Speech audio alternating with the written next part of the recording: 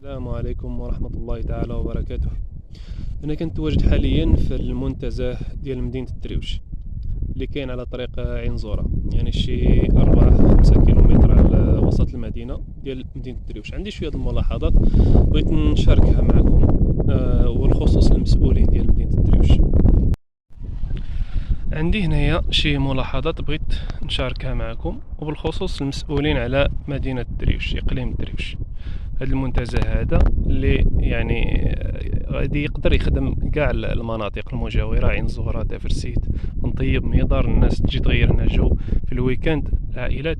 لكن العيوب اللي هنايا اللي خلاتني انني ندير هذا الفيديو بحال شي امور، يعني صراحه ما عرفتش فين كانوا نهار كانوا كيقادوا هاد الامور هادو.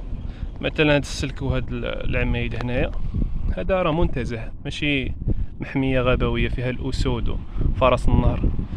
راه الإنسان كيجي يغير جو، ماشي جاي يدابز على الحد ديال البلاد. هذا راه الحد ديال البلاد، هذا ماشي منتزه. هذا السيستيم هذا تاع الخدمة هذه. ونزيدو هنايا أشجار من عهد سيدنا آدم. الأشجار راهي يبسو صافي ما بقاتش فيهم الروح. فين غتشوف طلع عينيك في هاد الاشجار يطيح لك المورا، يعني غير كتشوف غير الخشب، ما كاينش الخضوريه كاع. نورمالمون يكون التجديد ديال الاشجار، يكون اشجار اللي كتلائم هاد المنطقه هذه، اللي تشوف الخضوريه، تغير جو، العين ديالك كترتاح. راه منتزه، الاسم ديال المنتزه يعني كاين دار على منتزه، خص يكون منتزه متكامل. ولا جينا لهذا الوسط هذا، يعني كتشوف الحجر والسدره، يعني شي حاجه اللي تقدر تصور فيها فيلم يوزر سيف ولا شي لعيبه. اما انه تقول انا نجي نغير جو، ما كاينش. يعني هاد البلاصه نورمالمون تكون كامله مساحات خضراء، الناس تريح هنايا، تجلس تفرج، تجلس فين تجلس نتا على الحجر. نزيد واحد الحاجه، الباركينغ اللي باركينغ صغير بزاف، 5 السيارات وراه معامر يعني، وما كاينش حتى فين يوقفوا السيارات ليه. نورمالمون هذا هو، يعني هذا هو جهدوا هذا الوقت، يعني الناس ما كتجيش بزاف حيتاش ما كاينش شي حوايج اللي كيفرحوا هنا بزاف باش بنادم يجي يغير جو. لانه الملجا الوحيد، فالناس كتضطر انه تجي هنايا. ولكن كاين خدمه هنايا، كاين خدمه بزاف.